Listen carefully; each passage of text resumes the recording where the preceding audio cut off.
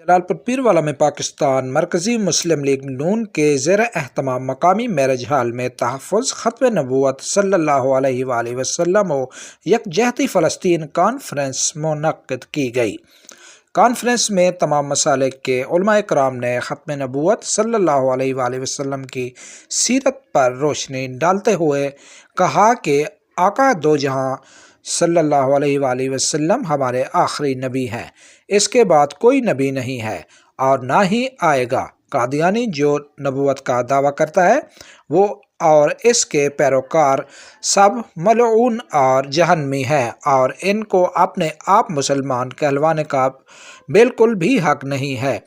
نہ ہی وہ اپنی علیحدہ مساجد بنا سکتے ہیں اور نہ ہی وہ اذان دے سکتے ہیں۔ کانفرنس میں علماء کرام نے حکومت سے مطالبہ کرتے ہوئے کہا کہ قادیانی جو مسلمانوں کو ورگلا رہے ہیں ان کے اس عمل کو روکا جائے۔ کانفرنس میں تمام مکاتب فکر سے تعلق رکھنے والے علماء کرام سمیت شہریوں کی کثیر تعداد نے شرکت کی۔